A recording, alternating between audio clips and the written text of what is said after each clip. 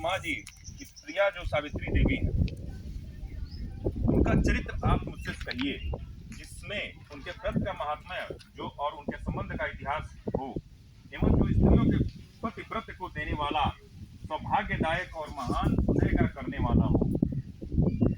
तब शंकर भगवान ने कहा कि हे महादेवी, प्रभात क्षेत्र में स्थित सावित्री के असाधारण चरित्र को मैं तुमसे कहता हूँ।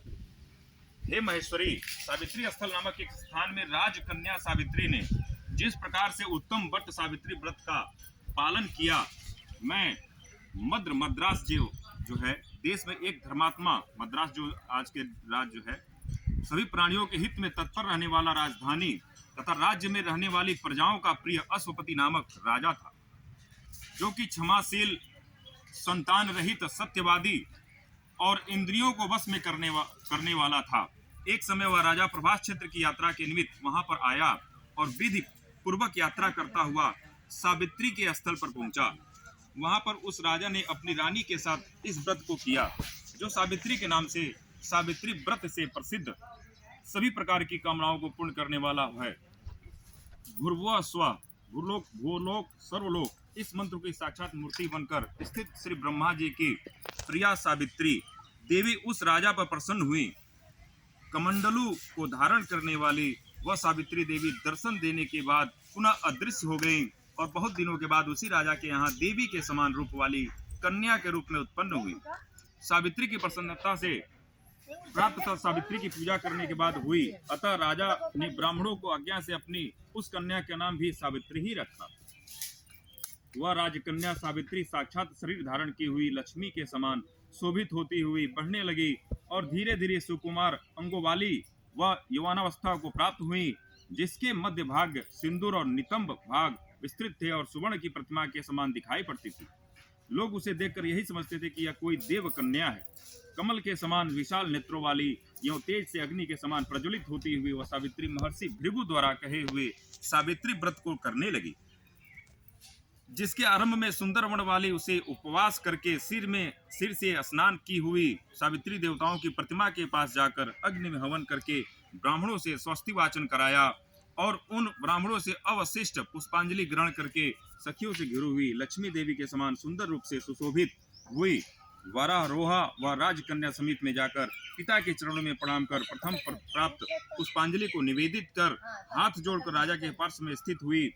युवा वास्तव को प्राप्त हुई देखकर राजा ने उसके विषय में मंत्रियों से सलाह लेकर राजकन्या से कहने लगा, हे पुत्री, तुम्हें योग्य वर को देने का समय आ गया है। मुझसे कोई तुम्हारे तेज से घर्षित होकर तुम्हें मांगने के लिए भी नहीं आया और मैं भी विचार करने पर भी तुम्हारी आत्मा के अनुरूप वर को नहीं पा रहा हूँ। अतः हे पुत्री, देवताओं के निकट में जिस तरह निंदनीय न हो वैसा तुम करो। मैंने धर्म शास्त्रों में पढ़ा और सुना भी है कि यदि पिता के गृह में रहती हुई विवाह के पहले ही जो कन्या रजोधर्म से युक्त हो जाती है वह शूद्र के समान समझी जाती है तथा उसके पिता को ब्रह्म हत्या के समान पाप लगता है। इसलिए हे पुत्री, मैं तुमको भेज रहा हूँ कि तुम स्वयं अपने योग्य वर ढूंढ लो, वृद्ध मंत्रियों के साथ शीघ्र जाओ और मेरी बात को मानो। इसके बाद जैसा कहते हैं वैसा ही होगा। ऐसा कहकर वो सावित्री घर से निकलकर राजश्रियों के रम्य तपोवनों की ओर चल पड़ी और वहां पहुंचकर माननीय वृद्धजनों को प्रणाम कर सभी तीर्थों और आश्रमों में जाकर पुनः मंत्रियों के साथ सावित्री अपने गृह पर आ गई और वहां पर पिताजी के समक्ष पवित्र देवर्षि नारद को बैठे हुए देखा। आसन पर बैठे हुए नारद जी को प्रणाम कर मुस्कुराते हुए जिस कार्य के लिए वह वन में गई थी सारी कथाएं उनसे कहने लगी। सावित्री बोली, हे देवर्षि नारद जी, शाल्व देश में धर्मात्मा ध्रुवसेन नाम से विख्यात एक क्षत्रिय राजा है। वो देव वश अंधे हो गए हैं। उस समय उनको छोटा सा एक बालक और उसकी माँ भी थी। ऐसे समय में अवसर पाकर उनका पूर्व वैरी रुक्मी नामक एक सामंत राजा ने उनसे छीन लिया। अतः वह आर्य धूम्रसेन छोटे बच्चों के साथ लिए हुए अपनी स्त्री के साथ जंगल की ओर चल दिए। उनका वह पुत्र वन में ही बड़ा होकर धार्मिक, सत्य बोलने वाला अतः अपने अनुरूप पति समझकर मैंने उसे वन में मन से वरण कर लिया है। यह सुनकर नारद जी ने कहा, हे राजन, सावित्री ने यह बड़ा कष्टप्रद कार्य कर डाला। बाल बुद्धि होने से इसने केवल गुणवान समझकर सत्यवान को वरण कर लिया। उसका पिता सत्य बोलता है, माता सत्य बोलती है और वह स्वयं भी सत्य बोलता है। इससे उसका नाम मुनियों ने सत्यवान रखा है। उसको नित्य अश्व घोड़े प्रिय है और वह मिट्टी के घोड़े बनाया करता है तथा चित्र में भी घोड़ों को लिखता रहता है। इसे उसे चित्रांश भी कहते हैं। सत्यवान दान और गुण में अंति देव के शिष्य के समान है। ब्राह्मणों की रक्षा करने वाला और सत्यवादी तथा कौनसी नर शिवी के समान है। यावती के समान उदार, चंद्रमा के समान देखने में प्रिय लगने वाला, रूप में दूसरी अश्वनी कुमारों के समान और धूम्रसेन के समान बलवान। किंतु उसमें केवल यही एक दोष है कि दूसरा कोई नहीं कि सत्यवान आज से ठीक 1 वर्ष पर विदाई हो जाने से देह त्याग कर लेगा। इस प्रकार आयु मतलब उसकी आयु छोटी थी। इस प्रकार नारद जी की बात सुनकर राजकन्या सावित्री ने राजा से कहा, राजा लोग किसी से एक बार कोई बात कहते हैं, ब्रह्मवेता ब्राह्मण एक ही बार कहते हैं और एक ही बार कन्या दी जाती है। ये तीनों कर्म एक ही बार किए जाते हैं, बारंबार नहीं। दीर्घायु हो अथवा अल्प आयु हो, गुणवान हो अथवा निर्गुण हो, वर को एक बार वर्ण कर लिया जाता है। अब दूसरे वर को वर्ण नहीं करूंगे। पहले मन से निश्चय करके बाद में उसे वाणी द्वारा प्रकट किया जाता है, पुनः उसके बाद कर्म द्वारा किया जाता है। इससे प्रत्येक कार्य में मन को प्रमाण माना जाता है, अर्थात मन के विरुद्ध कार्य नहीं किया जाता। नारद जी ने कहा, हे राजन, यदि आपको इष्ट को हो तो अपनी पुत्री सावित्री का कन्यादान निर्विघ्नता से के साथ शीघ्र कर डालिए। ऐसा कहकर नारद जी आकाश मार्ग से स्वर्गलोक चले गए। उसके बाद राजा ने हे सुमूर्त के समीपवर्ती वेदों के पारंगामी ब्राह्मणों के द्वारा पुत्री सावित्री का विवाह संबंधी सभी कार्य संपन्न किया और तमंती सावित्री भी मनोभिलाषी उसी सत्यवान पति को पाकर ऐसी प्रसन्न हुई जैसे कोई पुण्यवान पुरुष स्वर्ग को पाकर प्रसन्न होता है। पुनः शिव जी पार्वती से कहने लगे, हे पार्वती, इस प्रकार उस आश्रम में उस समय रहते हुए उन सावित्री और सत्यवान के कुछ समय व्यतीत हुए। उस समय केवल एक भार्या सावित्री ही ऐसी थी कि जिसके चित्त में रात दिन जो नारद जी की कही हुई बात थी उसकी याद बनी रहती थी। उसके बाद बहुत दिन बीत जाने पर वह समय मरण काल का आ गया जिसमें सत्यवान को मरना था। अतः सावित्री नारद जी की कही हुई मरण की तिथि को हृदय में गिनती हुई ज्येष्ठ मास के शुक्ल पक्ष की द्वादशी तिथि को सायंकाल में आज से चौथे दिन मेरे पति को मरना चाहिए, यह सोचकर तीन रात्रि तथा निराहार व्रत रहने का उद्देश्य कर लिया। कर रात दिन आश्रम में स्थिर रूप से रहने लगी। इसके बाद 3 रात्रि बीत जाने पर प्रातःकाल मरण तिथि वाले दिन स्नान कर देवताओं का तर्पण करने के लिए बाद चारुहासिनी सावित्री ने शाश्वरसूर का पाद बंदन किया। इसके बाद जब कुल्हाड़ी लेकर सत्यवान जंगल की ओर चला तब जाते हुए अपने पति के पीछे पीछे सावित्री भी चली। वन में पहुंचकर सत्यवान जल्दी से फल पुष्प समंद और कुशा तथा सूखी लकड़ियों को इकट्ठा कर ले जाने योग्य भार बनाने लगा। लकड़ियों को काटते काटते उसके सिर में पीड़ा होने लगी, जिससे उस कार्य को छोड़कर वट वृक्ष की एक शाखा का सहारा लेकर सावित्री से कहने लगा कि हे सुंदरी, सिर की वेदना, सिर का कष्ट जो है मुझे दुख दे रहा है, अतः मैं तुम्हारी गोद में क्षण भर सोना चाहता हूँ। सावित्री ने दुखित होकर कहा, हे महाबाहो, आप विश्राम करके पीछे हम श्रम को दूर करने वाले आश्रम को चलेंगे। जैसे ही पृथ्वी पर बैठी हुई सावित्री ने सत्यवान के सिर को अपनी गोद में रखा, वैसे ही उनके कृष्ण मिश्रित पिंगल वर्ण वाले करीठीधारी पितृ वस्त्र पहने हुए साक्षात सूर्य के समान उदित हुए पुरुष को देखा। उसे देखकर सावित्री प्रणाम कर मधुर वचनों से उससे कहने लगी, आप देवताओं अथवा दैत्यों में से कौन है जो मुझे धर्म च्युत करने के लिए आए हैं? मुझे अपने धर्म से च्युत करने के लिए कोई समर्थ नहीं है, क्योंकि हे पुरुष श्रेष्ठ, मुझे धगधकी आग की लपट के समान ही समझिए। यमराज ने कहा, मैं सब प्राणियों के लिए भयंकर और कर्मानुसार उनका उचित दंड देने वाला यम हूँ। सो हे पतिव्रता सावित्री, समीप में पड़े हुए तुम्हारे इस पति की आयु समाप्त हो गई है, इसे यमदूत पकड़कर नहीं ले जा सकेंगे, इसलिए मैं स्वयं आया हूँ। ऐसा कहकर फांस को लिए हुए यमराज ने सत्यव्रत सत्यवान के शरीर में अंगुष्ठा मात्र शरीर वाले पुरुष जीवात्मा को बलपूर्वक निकाल लिया। इसके बाद पितृगण से सेवित यमपुरी के मार्ग की ओर चलना शुरू किया, तो वरारोह सावित्री भी उनके पीछे पीछे चली। यम ने पतिव्रता होने के नाते चलने में न थकती हुई उससे कहा, हे सावित्री, एक मुहूर्त हुआ तुम यहाँ तक मेरे साथ आ गई और लौट जाओ। हे विशाल नेत्र वाली, कोई भी जीव बिना आयु समाप्त हुए इस यमपुरी के मार्ग पर नहीं आ सकता। सावित्री ने कहा, आपके जैसे विशिष्ट पुरुष के साथ पति का अनुगमन करती हुई मुझे कभी भी शर्म या ग्लानि नहीं हो सकती। सज्जनों की गति सहारा एकमात्र सज्जन ही है, दूसरा नहीं। इसी प्रकार स्त्रियों की गति का उनका पति, वर्णाश्रमों की गति वेद और शिष्यों की गति गुरु है। इस पृथ्वी तल में सब प्राणियों के लिए स्थान है, किंतु स्त्रियों के लिए तो एकमात्र पति को छोड़कर दूसरा कोई आश्रय स्थान नहीं है।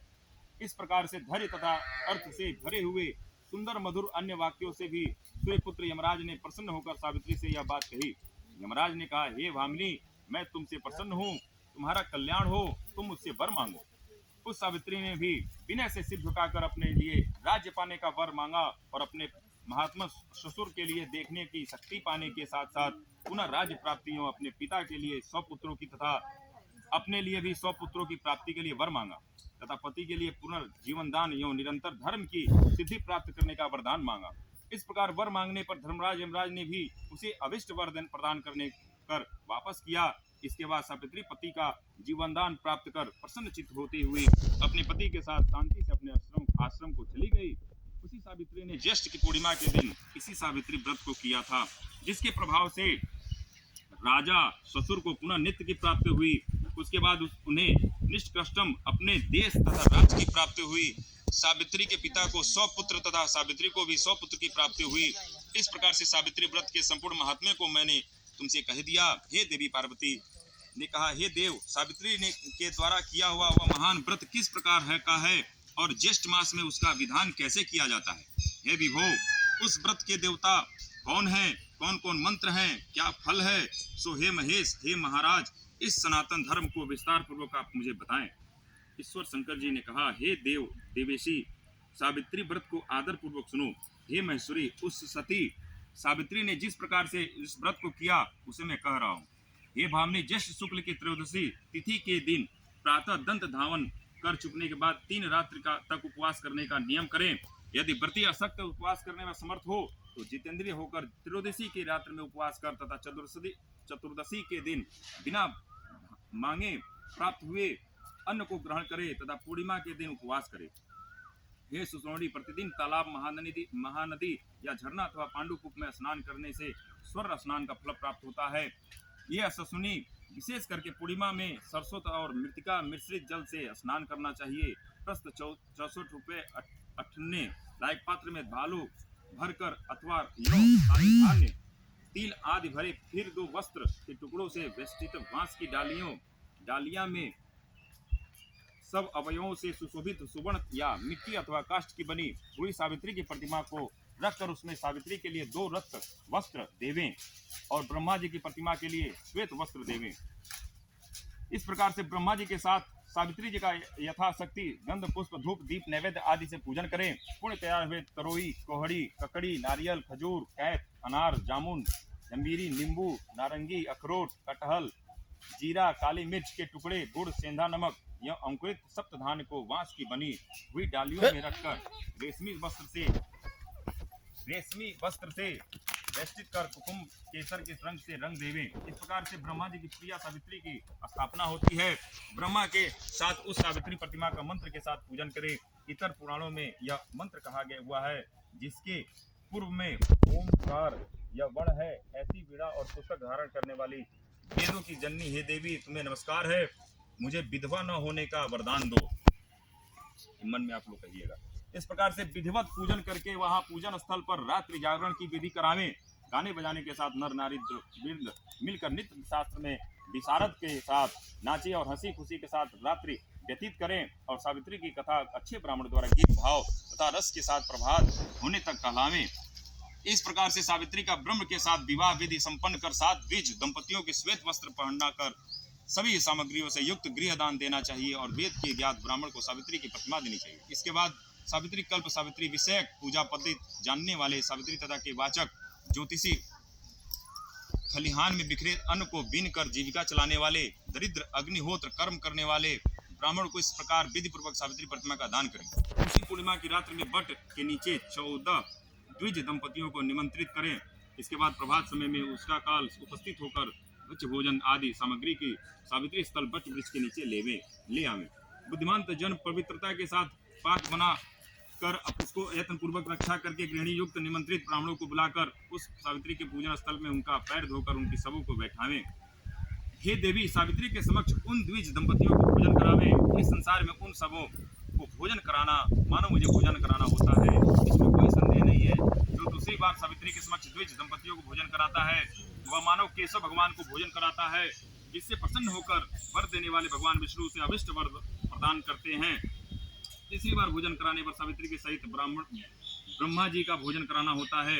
वहाँ सावित्री के समक्ष एक एक बार भोजन कराना कोटि कोटि बार भोजन कराने के समान समझा जाता है। हे महादेवी, सावित्री के पूजन स्थल पर वट के नीचे 18 प्रकार के कस्टम भोजन बनाकर देवी सावित्री के समक्ष दंपतियों को खिलाने से उनके कुल में कोई स्त्री न विधवा न बंधुआ न अभागिन न कन्या माता को पैदा करने वाली तथा न अपने पति को प्रिय लगने वाली ही होती है, और असत्य आदि नारियों के प्रसिद्ध हो ही होता है। इसलिए हे देवी, विशेष यत्न के साथ सावित्री देवी की आगे कटुआ रस से रहित ही भोजन कर देना चाहिए। उस समय स्त्रियों को अम्ल, खट्टा और खार पदार्थ युक्त भोजन कभी नहीं करना चाहिए, बल्कि 5 प्रकार के मधुर, हृदय को प्रिय लगने वाला तथा सुंदर रीति से पकाए हुए अन्न का ही भोजन कराना चाहिए। घृत से गुड़ और अधिक दूध में पड़े हुए पूरे कुएं बनाएं, और दूसरे कुएं ऐसे बनाएं जो वर्ती सेवई के रूप में अशोक हरने से अशोक वर्तिका नाम से प्रसिद्ध है। तीसरे कुएं खजूर के बने हुए होने चाहिए। चौथे गुड़ और घृत से युक्त सवाया के रूप में होने चाहिए। जो स्त्री इन सबों को दान करती है एवं स्वयं खाती है, वो पुरुषों के लिए आहार कारिणी एवं स्त्रियों के लिए अत्यंत प्यारी, धन्य धान्य तथा बहुत बड़े कुटुंब वाली होती है। कुओं के दान से उनके कुल में ज्वर, संताप और किसी प्रिय के वियोग का दुख नहीं होता है। अशोकवर्ती के दान से 21 पीढ़ी तक उसका कुल बहुओं, लड़कों, अनगिनत दास दासियों से भरा रहता है। और जो स्त्रियां पुड़ियों को देती हैं, उनके कुल में बहुओं के साथ साथ लड़कियां भी पुत्रिणी होती हैं। शिखरणियां, शिखरण का दान करने वाली युवतियों को उक्त सभी फल प्राप्त होते हैं, इसमें कोई संदेह नहीं। मोदकों, लड्डुओं के दान से उसका संपूर्ण कुल सर्व प्रकार की सिद्धियों से भरा पूरा रहता है।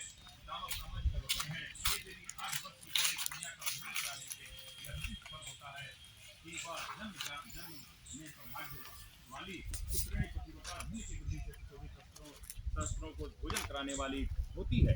मुख्य पान पीने योग्य पदार्थ जो हृदय को प्रिय लगने वाला और मधुर हो, जैसे दक्षिणा पर अंगूर का शरबत, गुड़ से युक्त इमली का पान, हाड़ से बने हुए मीठे शरबत। इसके अतिरिक्त अन्य जो भी योग्य वर्ण सुगंधित पान हो, उन्हें द्विज दंपतियों को देना पिलाना चाहिए।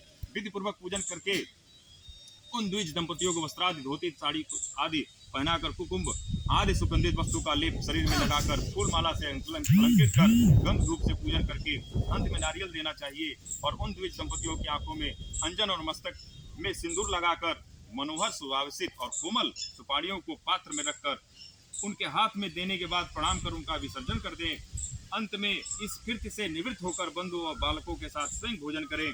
यदि पूजन स्थल में भोजन न कर सके तो घर जाकर भोजन करना चाहिए, जिससे देवी प्रसन्न हो। इसी प्रकार से अपने घर जाकर पिंडदान पूर्वक पितरों का सविधि श्राद्ध करना चाहिए। ऐसा करने से उनके पितृगण ब्रह्मा के एक दिन 4 अरब 32 करोड़ वर्ष तक संतुष्ट बने रहते हैं। तीर्थ से 8 गुना पुण्य अपने घर में दान देने से होता है, क्योंकि बीजवातियों द्वारा किए गए श्रद्धा को नीच जन नहीं देख पाते, अतः एकांत गृह में गुप्त रूप से पितरों का श्राद्ध करना उचित होता है। नीच के देखने मात्र से भी वह श्राद्ध निष्फल हो जाने से पितरों को नहीं प्राप्त होता। इसलिए जहाँ तक हो सके प्रयत्न पूर्वक श्राद्ध को गुप्त रूप से करना चाहिए, क्योंकि पितरों की तृप्ति देने वाले ऐसे ही श्राद्ध को ब्रह्मा जी ने स्वयं बताया है।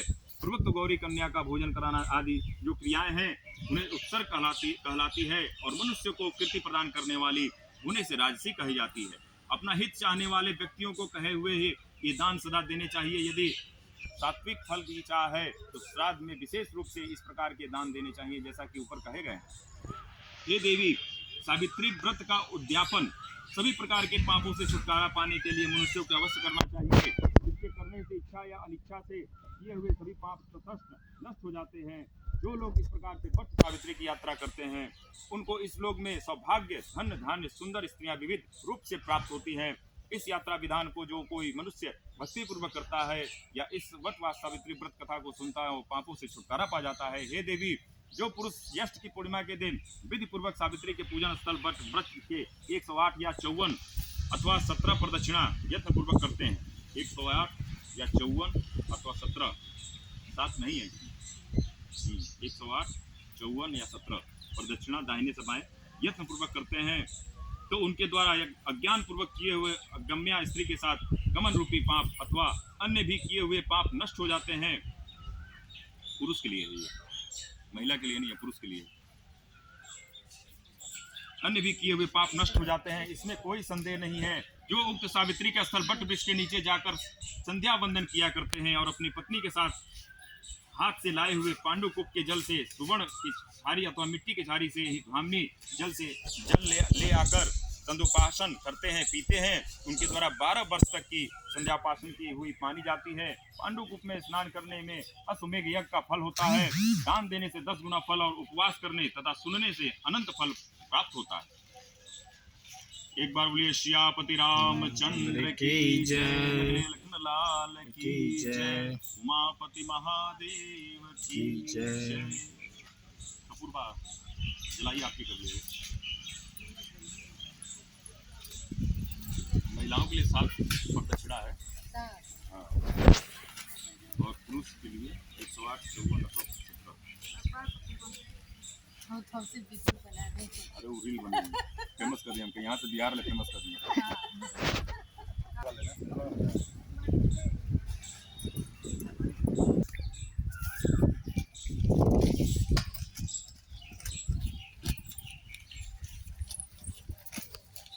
प्रभु हर शिव ओंकारा, ब्रह्मा विष्णु सदा शिव अर्धांगी धारा, भव हर हर हर महादेव। एकानन चतुरानन पंचानन राजे, शिव पंचानन राजे, हंसानन गरुड़ासन दिग्वाहन साजे, भव हर हर हर महादेव।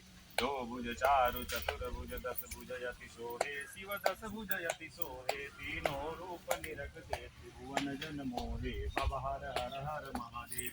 अचमाला वनमाला रुंडमाला धारी, शिव रुंडमाला धारी, त्रिपुरारी कंसारी करमाला धारी, भव हर हर हर महादेव। श्वेतांबर पीतांबर बाघंबर यंगे, शिव बाघंबर यंगे, सनकादिक गरुड़ादिक भूतादिक संगे, भव हर हर हर महादेव। कर के मध्य सुख मंडल चक्र त्रिशूल धरता, शिव चक्र त्रिशूल धरता, सुख करता दुख हरता, जग पालन करता, भव हर हर हर महादेव। ब्रह्मा विष्णु सदा शिव जानत अविवेका, शिव जानत अविवेका, प्रण वाचन में शोभित ये तीनों एका, भव हर हर हर महादेव। श्री गुण स्वामी जी की आरती जो कोई नर गावे, स्वामी प्रेम सहित गावे, कहत शिवानंद स्वामी, भजत हरि हर स्वामी, मनवांछित फल पावे। ओम हर हर हर महादेव। ओम जय जगदीश हरि, स्वामी जय जगदीश हरि, भक्त जनों के संकट, दास जनों के संकट, क्षण में दूर करे।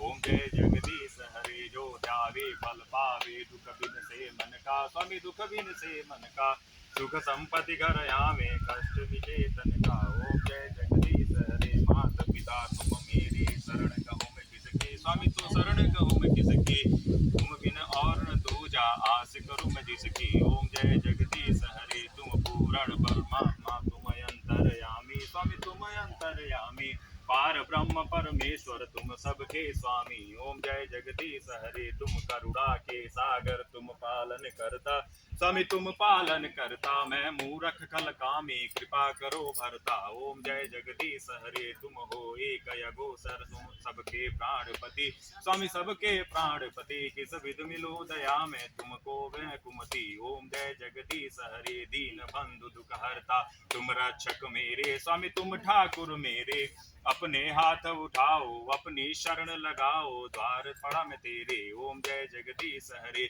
विषय विकार मिटाओ, पाप हरो देवा, स्वामी कष्ट हरो देवा, श्रद्धा भक्ति बढ़ाओ, श्रद्धा प्रेम बढ़ाओ, संतन की सेवा। ओम जय जगदीश हरे, तन मन धन सब कुछ है तेरा, स्वामी सब कुछ है तेरा, तेरा तुझको अर्पण, प्रभु को अर्पण, क्या लागे मेरा। ओम जय जगदीश हरे, श्री श्याम सुंदर जी की आरती जो कोई नर गावे, स्वामी प्रेम सहित गावे, कहत शिवानंद स्वामी, भजत हरि हर स्वामी, मनवांछित फल पावे।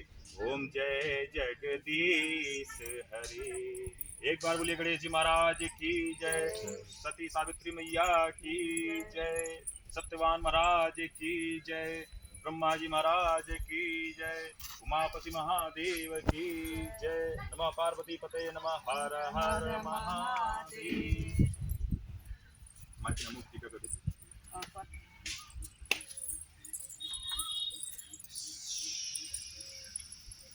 शंभो शरण मांगो बड़ी घड़ी दुख काटो दया करी